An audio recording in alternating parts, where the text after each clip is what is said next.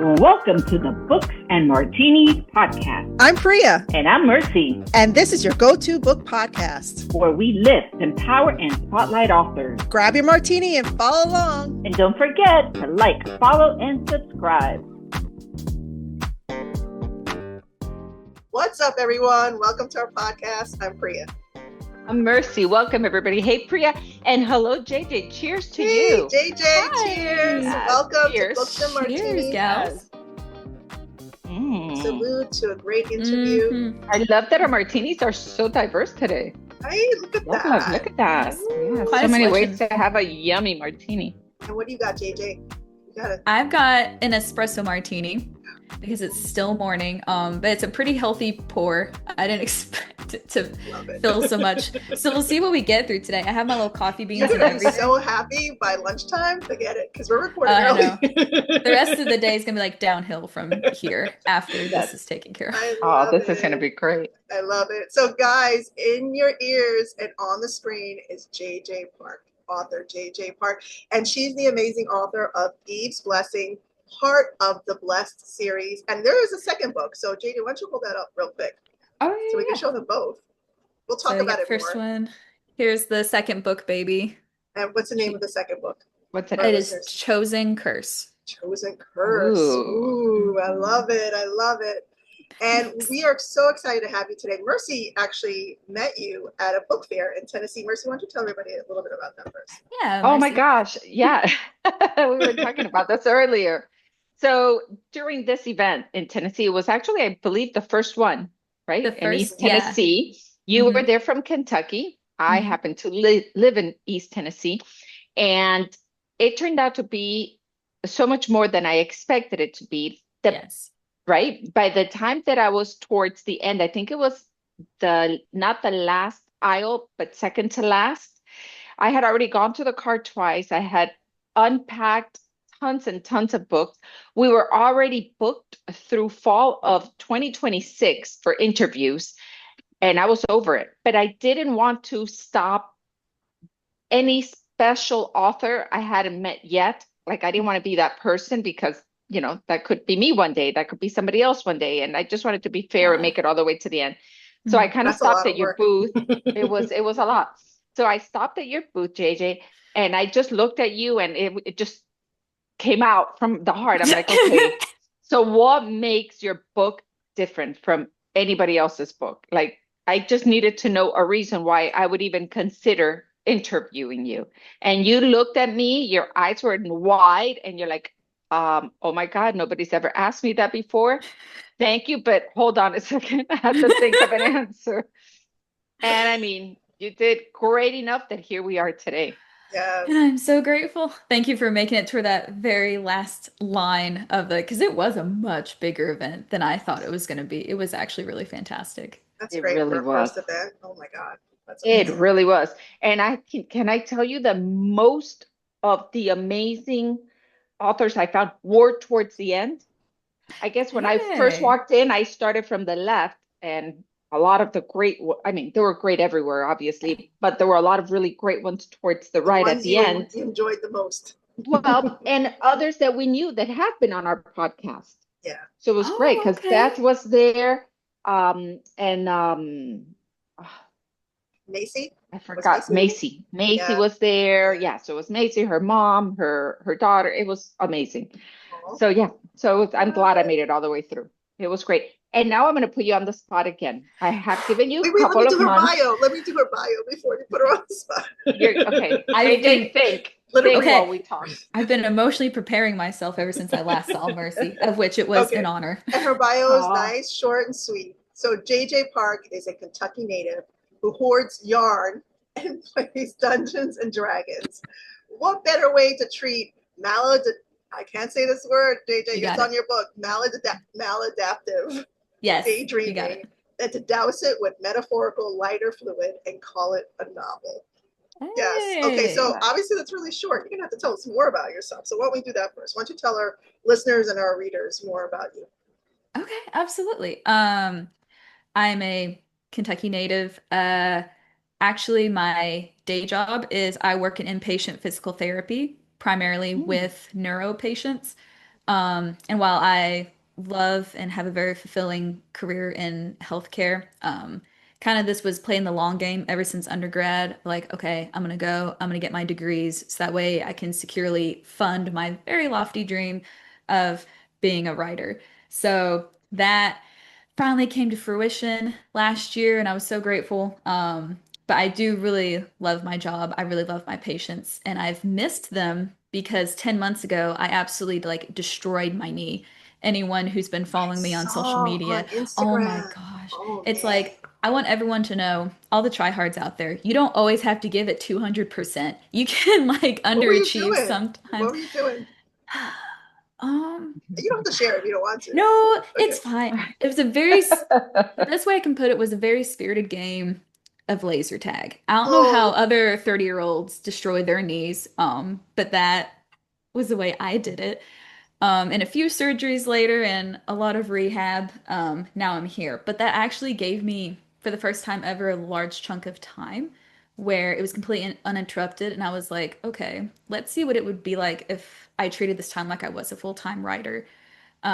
So that was a very interesting, um, not great day, but turned opportunity to see where this could take me, what I can make of it. So, despite all of the setbacks, I've been very grateful for my experience and my time that I've gotten to have with this. Oh, yeah, what a so I'm blessing. sorry. It turned out to be a blessing. Yeah, yeah. Hey, absolutely. Yeah, I would say that. I would say Eats that. I well. will. No pun intended there. Anyone can tell I'm winking like really hard. Yeah. All right, Mercy, hit her with your hard question. Yes. So, what makes Eve's Blessing different from any other book? To those that read it, you know it. But to those that have not picked it up yet and have to read it because it's such an amazing book, what do you say as an author would make your book different or worth reading? How's that? Mm, That I like. easier? No, I like that. Oh, yes. We have such a rapport now that's different from back in April. End of the weekend. Um, I would say that because this is part of a romantasy series that's still ongoing. Like we said, the second book is out, third book, rough draft is done. So I'm working on Excellent. that. But the first book can act as a standalone. Like for the Okay. most part, it wraps itself up. There's a few plot threads that I expand in um, future works. So it's just a lot of people I've noticed nowadays have been struggling with like time commitment or the emotional capacity to like commit to a whole series. Like it can be kind of intimidating. So the first book, it's like you can read it, appreciate it, and if you're done, then like you're fine. You can just enjoy the story on its own. But if you like want more, then there's more books after that to tickle your fancy. I love Um, that. but I would say mostly that and just like the elements of grief and trauma, how that can kind of bind us together to other people, even more sometimes, maybe not more, but differently than like shared joy. Shared grief and shared trauma, I think, can tether you differently to people than like shared joy can. And the characters in this, I kind of tried to exemplify that. Love it. You do that in a beautiful way. And it's so different from most romance fantasies out there. Mm. Yeah. It is really different. It's a I mean, it completely has the different take. palaces and stuff, but you're not going overboard with bad boys or anything. Oh. I love that. Mm. And so to conclude, it is a trilogy, or Yeah, could it be well, more than that? I think it's turning into, I know how I want it to end.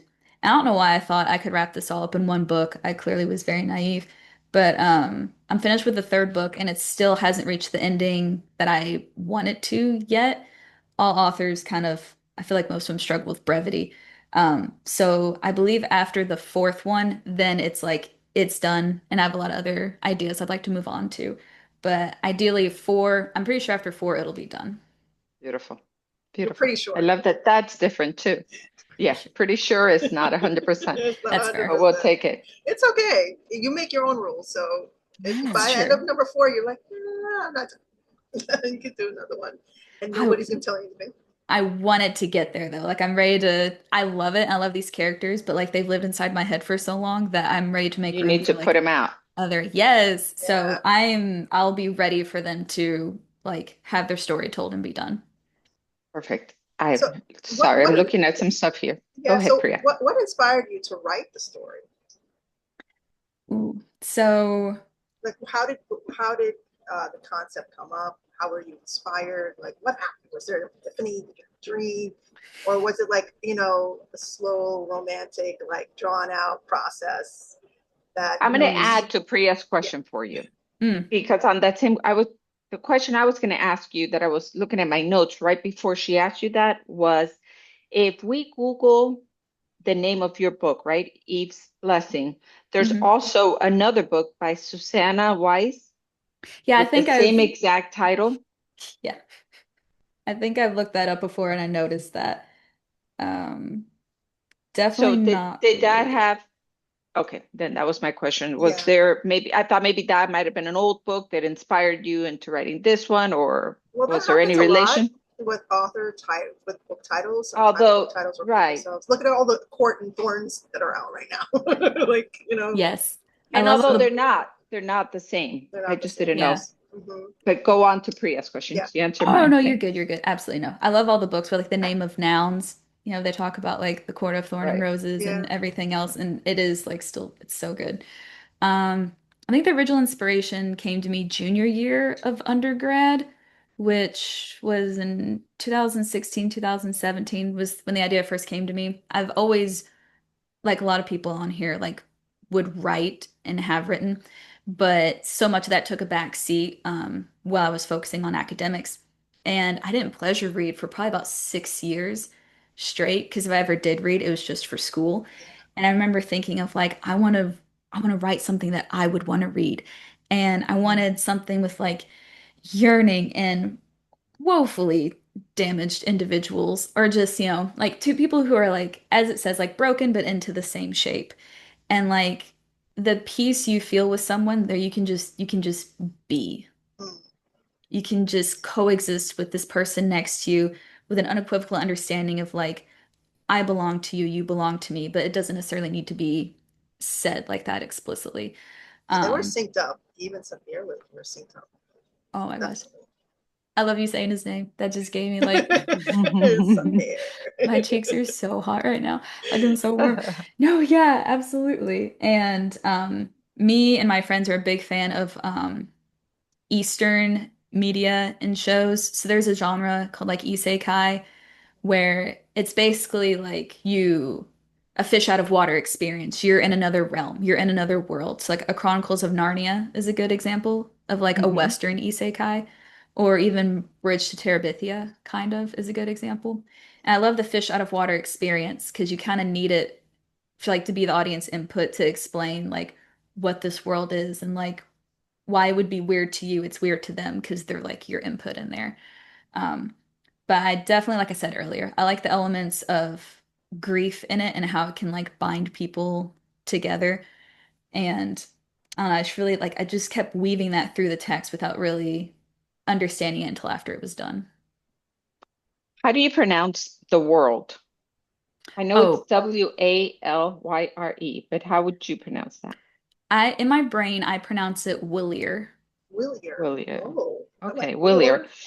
And so why does Eve leave Philly to go there as opposed to leaving Kentucky? Why Philly?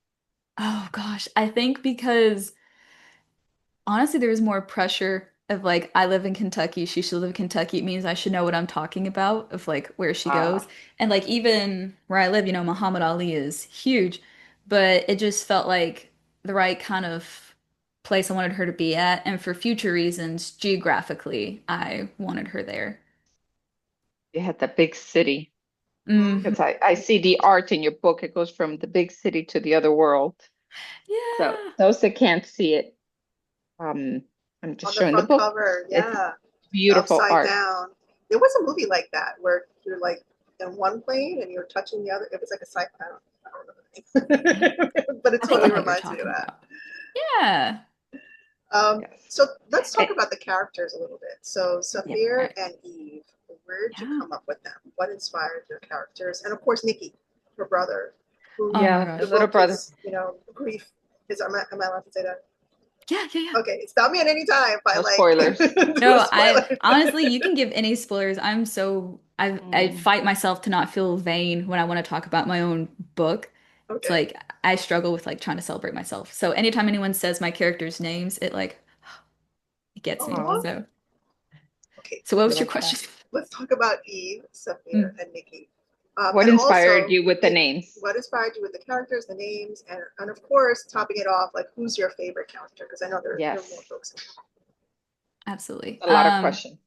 Oh, I love it. I love it.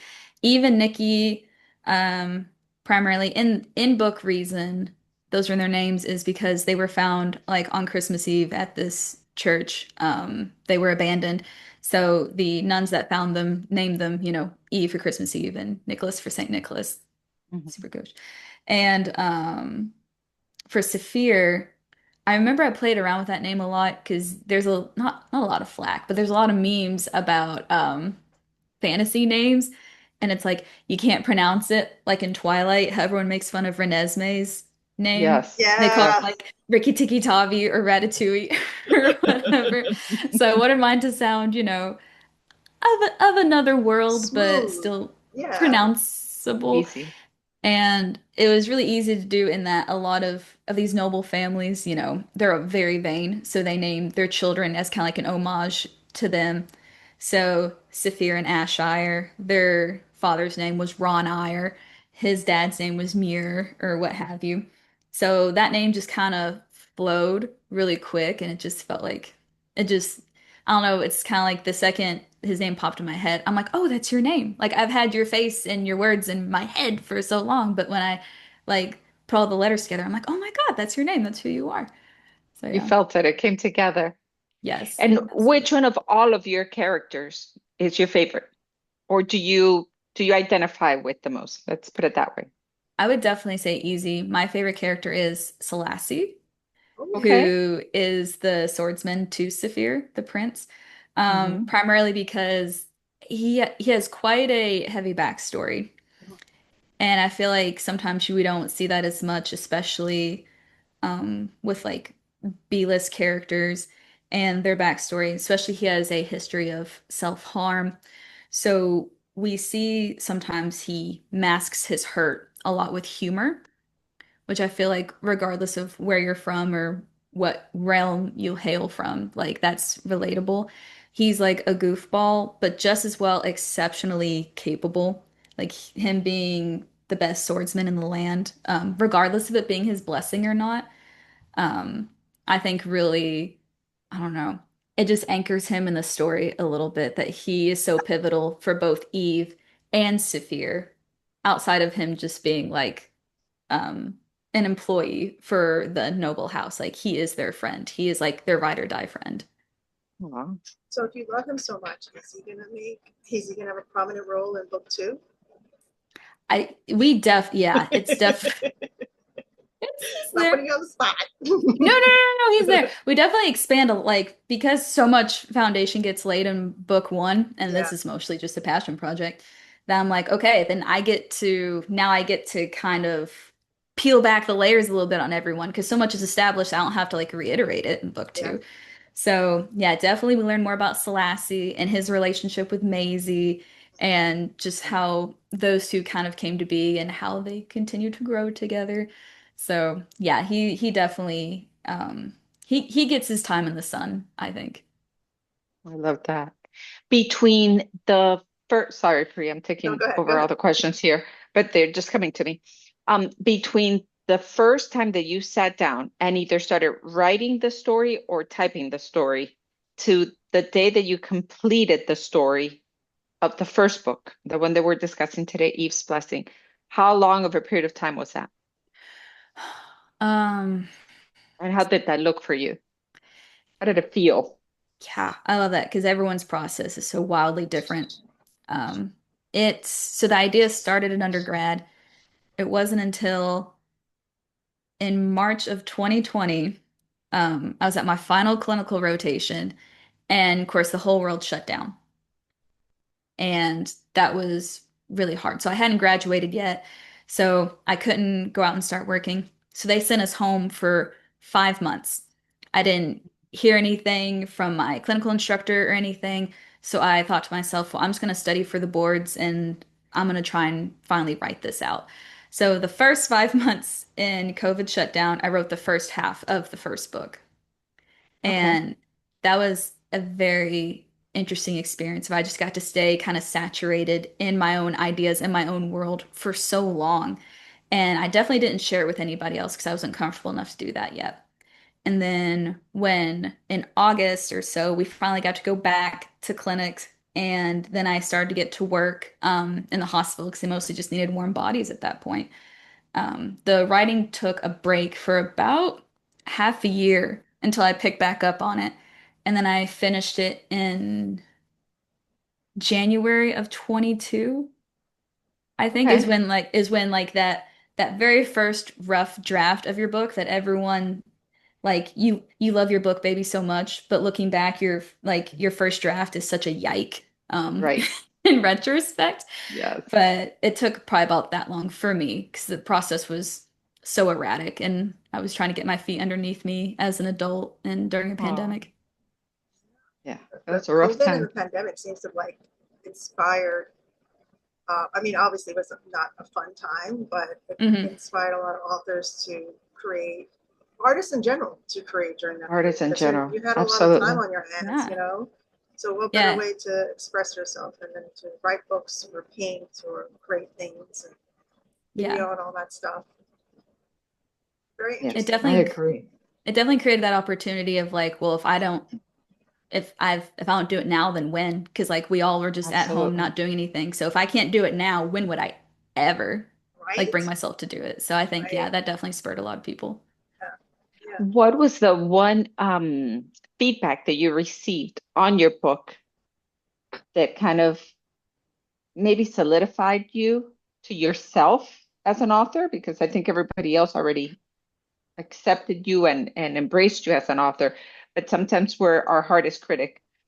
Mhm. But a feedback that you got that you said, "Oh wow, wow, this is real. I made it as an author." You know, Oh, okay. I thought you meant like professional feedback from my editor, and I'm like, no, oh man, that's a whole no, other.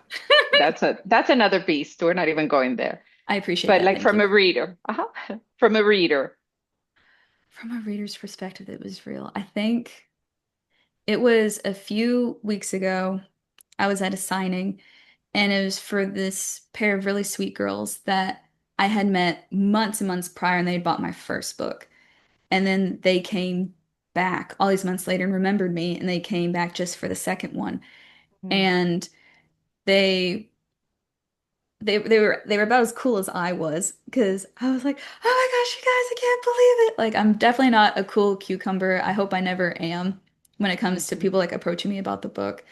Um, but I think when they discussed at the end, well, I can't say too much, but when No even Safir, spoilers. I know when even Safir, they come when you come to a moment where they have an understanding of who they are to each other, um, that really hit home for them. And like I said, anytime someone says my characters' names that lived rent-free in my head for so long, that just like it echoes it into existence even more. And that alone is so rewarding, regardless if anyone pronounces the names correctly or not. So having that You know what they continuity, mean. yeah, yeah, it means a lot of having someone who was there for me for the first book and then came back for the second book was very validating. Oh, that's That's beautiful. I'm something sure you felt I special. I do have to point this out. Like you have a very poetic view of the world. Just the way Oh, you're explaining things and just like embracing like moments. And I oh. obviously we don't know you like personally in your life and stuff, but just from what I'm sensing right now, it feels like you view life as very poetic.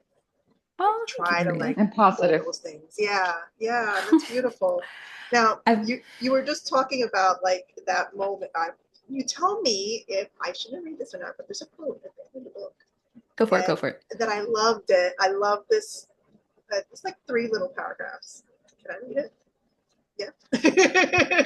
Go, Yeah. go. I will not tell you no. I He's And have waiting. no pride. I will not tell you no. I just thought, I mean, the whole book was beautiful. The world building, the character development, everything was beautiful. But this paragraph, I was just like, oh, like, and it's Safir talking. So he says, this is page 369, guys. I strongly debated waiting there overnight. I stood there, deciding with every fiber of my being to live with her. Every action of mine would be an act of admiration for her, and maybe somehow that would help heal us both. For the one who dared me to love, who taught me to grow through my sorrow, for the one my soul called home. I'd wait with empathy to allow her to recover from grief. We could lean on each other. We could hold each other up. It was frightening yet comforting to be so sure of someone. My very being ached to share that with her. And I welcomed my chance as. Well, it was a slash. Like those three little paragraphs, Beautiful. I was just like, I mean, there was a lot in here. There was a lot. Yeah. But, I mean, it's a beautiful book. Is, Yeah. Thank you so much. Yeah, just the adoration and, the love right there. Thank you so much. To know it and to see it, I feel is one thing, but to be able to put it down in words like you did takes a real honor. I'm so sorry. That's my little dog. Well, that's so funny because her cat just jumped up. I was about to say, if you want to check out, this is Winry. We've been trying to get she's our little rescue. She's our little alley cat, and this is the only place she'll eat. It's Aww, right here. what a So I was like, princess. she's gonna have to be part of it. She's a good baby. So cute, so cute. And is Bentley there, Merce? Yeah. She won't stop barking. She wants me Okay. to go and see whatever she saw in the street. It was either UPS or who knows what she saw. And she'll keep barking until I go to the front door and look. God forbid someone walks in front of your house. Yes, exactly. Anything. A truck, anybody, anything. So I was saying that's so beautiful. Those that have not read the story, I wanted to share a little paragraph as well. It's a story of shared grief and trepidatious love. Watch these two strangers make their own purpose in their respective unforgiving worlds. Did I say that right? Yeah. So I think after finishing such a poetic, I think it's a beautiful way of describing it, Priya, such a poetic and beautiful book, this kind of sums it up if those of you that are listening are wondering whether you want to read it or not. It's a beautiful way of a Shakespeare with fantasy and with so much reality, because so many of their feelings, we could call them what we want to call them, but so many of them are just all real feelings. Relatable. So, yes, absolutely relatable. And so anybody that's writing a fantasy or a love story or a book in general, what would you give them as advice now that you've written 2 books? Actually, you've written 3. So what's your one piece of advice that you would give an author that you feel is either struggling or looking for inspiration? My first and foremost piece of advice that I wish someone had given me at the start of this process, because it's been like a wild ride, but I wish there were parts that were smoother that could have been. I would say do not take rejection as failure. Those two don't have to coexist in the same Venn diagram circle. It's just a means of learning and growing. And any writer, author, what have you, that is worth their salt would always say they are learning and growing, and their writing style changes over time. I don't think anyone has it 100% nailed down, figured out the entirety of their career, because the business is changing so much, the readers are changing so much, and so it's really easy to get caught up in a rejection as oh, this is a sign I'm not meant for this. It's no, absolutely not. This is a sign that you are, because you decided to take a chance on this. Pat yourself on the shoulder, good job, me. It's really hard to go out there and take a risk like that, because a lot of people don't, and you deserve to know what that chance feels like. Oh, I love that. Yeah. Beautiful. I love the way you describe that, the Venn diagram. Yeah, they don't meet. They don't have to They don't have to be. They don't have to coexist. No, absolutely not. Okay, so let's touch on book 2 real quick. Okay. So tell us a little bit about book two. So book one, we kind of go back and forth between like Eve's world and Safir's, and we're balancing that out. And we're spending a lot of time getting to know ourselves and the characters in the world. Book two is we are expanding more into the world. They're actually traveling to another city. Like it kind of opens with that's the thing, if they're having to travel to another place. And a grand majority of the book takes place there, where we get to dig into the present characters, meet some new ones, a little bit digging more into the magic, but also like the consequences of the first book, like everything that Eve went through and everything that Safir has like learned and become more of himself is definitely like present in this book. They definitely have a lot to work through together in their respective roles, but also just in relation to each other. So again, like how we deal with grief and how that affects the relationships around us and vice versa. But it definitely, I'd say it's definitely more adventure, more fantasy, a little bit more spice. I'm all about earning Ooh. and yearning a little bit more. Like you have to work for it because book three is What, like, how oh many my gosh. peppers could you give it? Oh my gosh. Chili peppers. How do you quantify a pepper? Like what So is I'm different because Priya I would love this know. stuff. I love Tell spicy us, stuff. Priya. good I for love you? so We need that. I don't know. So you have to so What would you rate the first book, like Priya, under your standardized like score? What would you rate the first book in your not terms of chili very peppers? spicy, Not very spicy. Yeah. not very spicy. But tension was great, and the Mm. love and how they came together is great. But yeah, not very spicy at all. I would I think say, the spice is being saved for the third one, but That usually happens. we Some we have like to start series rating. like So build up. maybe, right? Maybe Yeah. we start with like one hot pepper, then we do two, then we do three. Maybe the fourth one, if it comes around, could be four. Who knows where that could take us? I Be on think fire by the end. we're just all on fire. I think I would probably put it as that the first book, maybe like one-ish Or chili pepper, two. because it isn't much. It's mostly about like the yearning, the healing, the Yeah. loving, the romance aspect, because There's a lot going on there already. they both so struggle with intimacy for reasons that are in the book. The second book, I would maybe consider maybe Okay. two chili pepper, and the third book, I'll just go ahead and say, like I was getting so hot and bothered the other day, you guys. Oh, Like I was Love like, my it. mama's gonna read this. My mom can't read most of these to begin with, so I don't know what she's gonna do with the third book. But the third book, I would say, is like it would probably, I think it would tickle Priya's fancy. If I Ooh. could speak on oh, behalf of your Priya. fancy, Yes.